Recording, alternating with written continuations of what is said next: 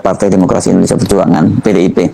Hubungan yang selama ini memang sudah retak, bahkan patah arang, kini tampaknya memasuki fase baru berupa perang terbuka dan ini lebih keras. Sinyalnya cukup jelas bahwa mereka akan terlibat dalam perang bubat, perang habis-habisan, memperebutkan ceruk pemilih yang sama setelah rebranding PSI menyasar kelompok Islam berantakan karena serangan membabi buta kadernya ke mantan Wakil Presiden Yusuf Kala.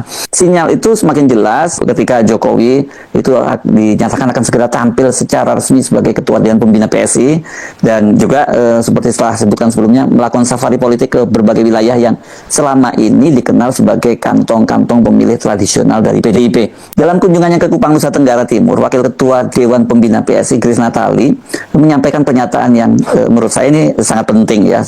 Ada dua sinyal yang saya bisa baca.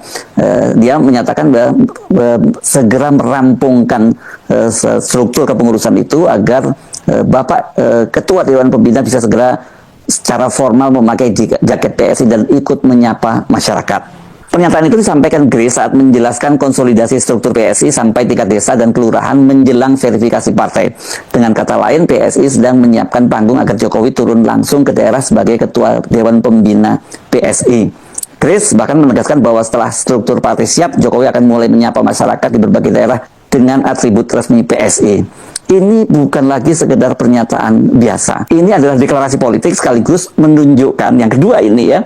Grace kembali meraih kendali politik setelah sebelumnya dia menepi karena munculnya figur baru seperti Ahmad Ali yang ditunjuk sebagai Ketua Harian PSI. Dan tampaknya PDIP langsung membaca pesan tersebut gitu dan alarm mereka langsung menyala dan ini pasti mereka tahu apa yang menjadi target dari Jokowi ini.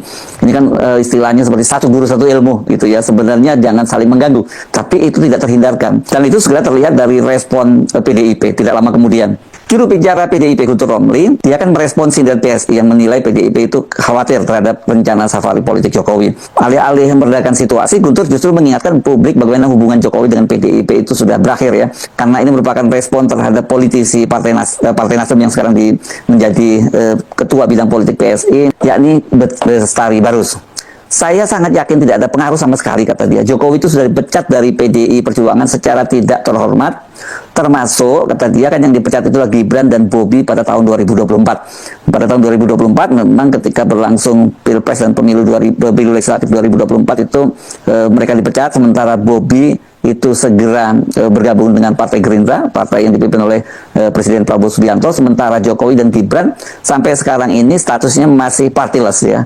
Mereka belum berlabuh ke satu partai manapun juga. Gibran sebelumnya kan disebutkan akan memakai jaket kuning gitu ya, menjadi kader Partai Golkar, bahkan termasuk Jokowi, tapi sampai sekarang ternyata rencana itu tidak terwujud.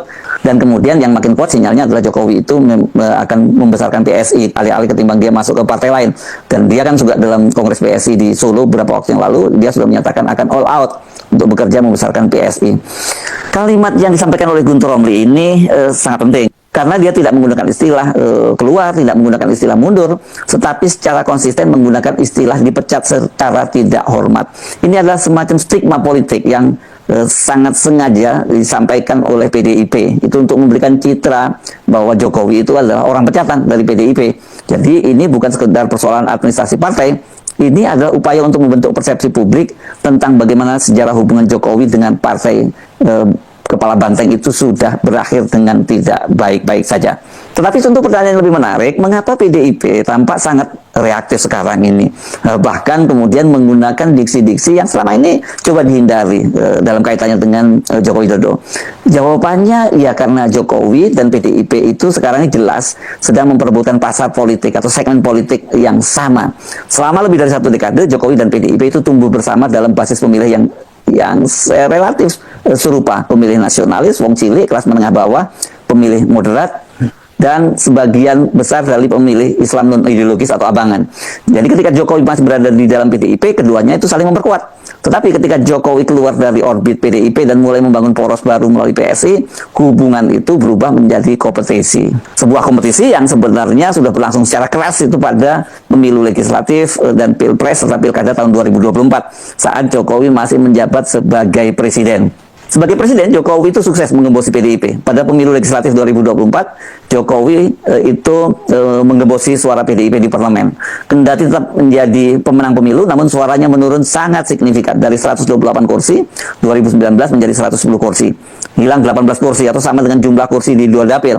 Dan yang sangat telak pada Pilpres 2024, pasangan calon presiden dan wakil presiden yang diusung PDIP, Ganjar Pranowo Mahfud MD, hanya berada di peringkat 3 dari 3 kontestan pada Pilpres 2024, yakni yang suara terbanyak diperoleh pasangan Prabowo Gibran yang didukung oleh Joko Widodo, dan kemudian di peringkat kedua ada Anies Muhaimin. Jawa Tengah yang jadi selama ini secara tradisional jadi kandang banteng juga berhasil diporak-porandakan karena calon kepala daerah yang mereka usung pada Pilkada 2024, yakni Jenderal Andika Perkasa berpasangan dengan Hendi, mantan wali kota Semarang, ini dikalahkan oleh pasangan yang didukung oleh Jokowi, yakni pasangan Ahmad Lutfi dan Ustadz Yasin. Dari sudut pandang PDIP, ancaman terbesar itu bukan hanya karena Jokowi masuk PSI, tapi ancaman terbesar adalah jika Jokowi berhasil membawa sebagian pemilih tradisional PDIP ke rumah politik yang baru. Karena itu penjaketan Jokowi sebagai ketua Dewan Pembina PSI dan kemudian safari politiknya ke Lampung, Jawa Barat, dan Nusa Tenggara Timur itu tidak bisa dibaca sebagai seremoni biasa maupun kunjungan biasa. Ini adalah konsolidasi politik yang berpotensi menggerus suara PDIP kembali. Apalagi muncul indikasi PSI sesungguhnya sebelumnya itu sedang melakukan reposisi besar-besaran ya, dan ini sekarang dilakukan reposisi lagi. Mantan kader PSI yang dipaksa mengundurkan diri, Andi Armando, pada Mei lalu dia mengungkap bahwa di internal PSI itu sedang berlangsung proses rebranding partai sesungguhnya. Salah satu tujuannya adalah memperluas basis dukungan politik yang selama ini dianggap terlalu sempit. Nah, ini makanya kemudian direktur orang seperti Ahmad Ali sebagai ketua harian yang juga dibaca sebagai bagian dari strategi memperluas jangkauan pemilih termasuk ke segmen pemilih Islam yang lebih luas.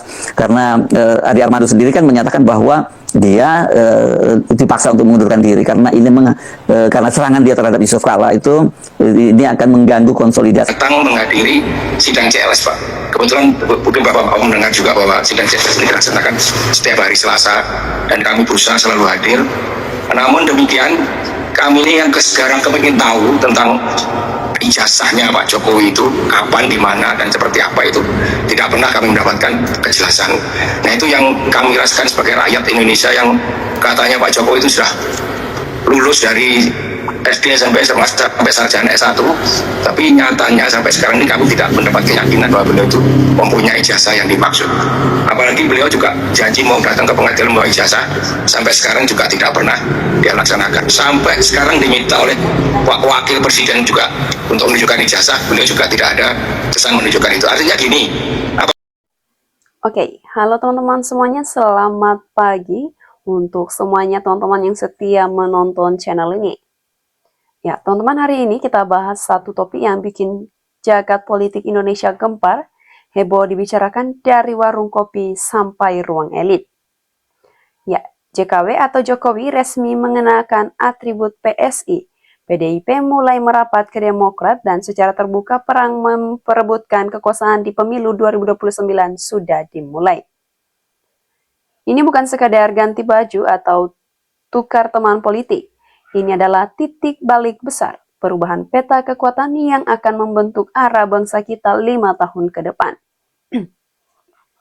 Ya, mari kita bedah satu persatu fakta latar belakang hingga dampaknya bagi kita semua. Ya, teman-teman, berita ini meletus awal Juni 2026, di mana mantan Presiden Joko Widodo akan secara resmi mengenakan jaket Partai Solidaritas Indonesia sebagai Ketua Dewan Pembina PSI. Ya, diumumkan langsung oleh Wakil Ketua Dewan Pembina PSI, Grace Natali, dan dibenarkan pimpinan partai. Kenapa ini sangat penting? Ya, dulu Jokowi lahir, dibesarkan, dan naik ke puncak kekuasaan lewat PDIP, tapi pasca Pilpres 2024, hubungan retak parah. Jokowi dianggap mendukung Prabowo Gibran, melawan garis partai, akhirnya dia dan keluarganya resmi dipecat PDIP Desember 2024. Ya, sekarang jaket PSI bukan kain biasa. Ini pernyataan politik. Saya sudah tidak lagi di jalur lama. Saya punya kendaraan baru, PSI yang dipimpin Kaisang Pangarep, anak bungsu Jokowi, kini resmi jadi wadah politik keluarga besarnya. Reaksi PDIP tegas, urusan dengan Jokowi sudah selesai. Mau pakai jaket apapun, itu hak dia. Tapi kami tidak terganggu. Namun pengamat politik menilai ini ancaman nyata. Lebih dari 60% pemilih Jokowi dulunya juga pemilih PDIP. Sekarang mereka bisa berpindah arah. Kalau Jokowi pindah markas, bagaimana langkah PDIP? Kita lihat PDIP mulai membangun kerjasama strategis dengan Partai Demokrat. Ini respons logis terhadap dua hal. Yang pertama, kekuatan pemerintahan Prabowo saat ini didukung banyak partai besar. Jadi oposisi butuh gabungan. Kedua, kehilangan pengaruh figur Jokowi.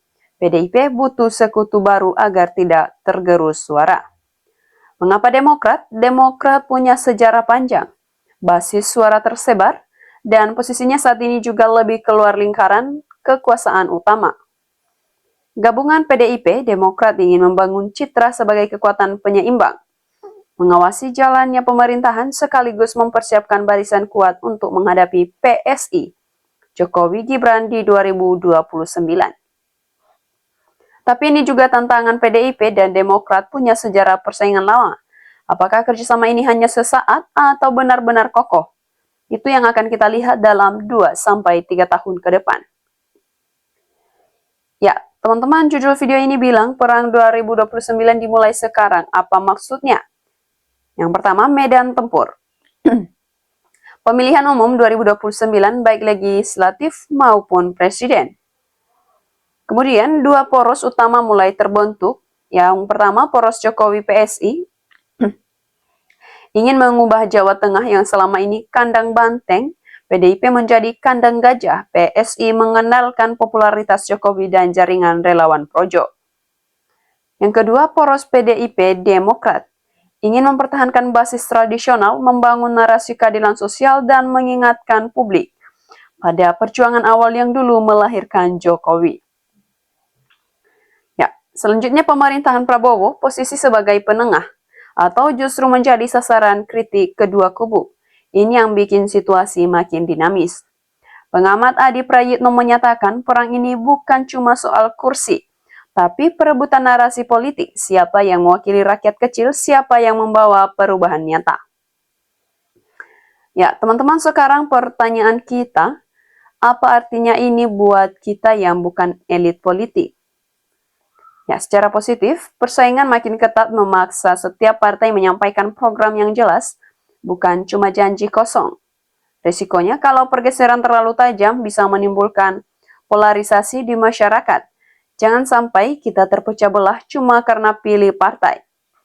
Kunci kita harus tetap kritis, lihat apa kerja nyatanya, bukan hanya siapa figur di atasnya. Politik harus melayani rakyat, bukan sebaliknya. Jadi rangkumannya, pergeseran ini menandai babak baru politik Indonesia. Jokowi buka lembaran baru bersama PSI. PDIP merapat ke Demokrat untuk memperkuat posisi. Dan hitungan mundur menuju 2029 sudah berjalan. Kita akan terus pantau setiap perkembangannya, karena ini akan sangat memengaruhi masa depan kita dan anak cucu kita. Nah, teman-teman, dari cuplikan video yang barusan kita tonton juga ada berbagai macam pendapat-pendapat netizen yang mereka cantumkan di kolom komentar. Dan mari kita dengarkan isi hati dari teman-teman kita tersebut. Ya, teman-teman, di sini disampaikan oleh Valen Bara, partai yang mau jadi gurem bergabung dengan partai yang mau bubar. Vexon mengatakan Brebes hadir. Teman-teman, disampaikan oleh Chandra, Partai Merah, Partai Biru bersatu 2029, tenggelam bersatu Pak JKW PSI. Madrais mengatakan Pilpres nggak usah dibarengi dengan pemilihan DPR dan DPRD. Barnabas Sludi mengatakan, apakah partai-partai lain rela menyerahkan bangsa ini kepada tokoh pengkhianat UU, pengkhianat bangsa yang membuat korupsi merajalela di negeri ini? Supriyadi mengatakan, memilih itu lihat masa lalunya, lihat kawannya dah selesai. Ini pikiran waras, kalau politik itu kadang keji, kadang waras, kadang ngibul, makanya tinggal yang memilih aja mau waras atau masuk golongan orang gak waras. Ani Lestari mengatakan, saya sampai kapanpun gak heran, dia apa dah milik masa lalu dan menyesal. Ril mengatakan hostnya mau nangis muka bengis. Bambang Wahyu mengatakan, partai dan para kadernya sering melontarkan menebar fitnah, tumbangkan 2029. Jaswadi mengatakan mau PSI, mau partai yang lain, semua hanya tukang ngibul kayak para hasbib. Untungnya akar rumput apa untuk memilih gonta-ganti presiden, sama saja rakyat gak bisa makmur, malah pajak-pajak naik terus. Johnul mengatakan, kau tinggal baku tipu. Sanisan mengatakan, kami sebagai rakyat kecil, semoga Allah SWT hanya terserah kepada Sang Maha Kuasa dan Sang Pencipta, semoga para pemimpin yang akan datang, orang-orangnya yang bersih hatinya, akhlaknya yang mulia, ibadahnya yang tekun, yang takut kepada Allah, yang tidak benar mas, semoga Allah jangan ditakdirkan jadi pemimpin.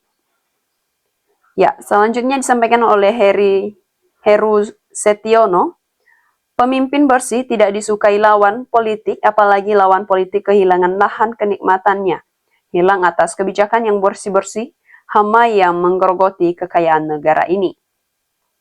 Aulia Mufida mengatakan yang bagus, ya bagus kalau Demokrat gabung PDIP biar clear.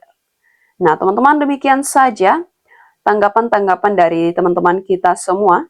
Dan jika ada juga tanggapan dari teman-teman semua, silakan cantumkan di kolom komentar. Ya, kalau video ini bermanfaat, silakan like, bagikan ke teman-teman, dan tulis pendapat kamu di kolom komentar. Menurut kalian, apakah langkah Jokowi ke PSI akan berhasil merebut suara PDIP? Dan sampai jumpa di video selanjutnya, tetap cerdas dan tetap kritis. Terima kasih dan sampai jumpa kembali.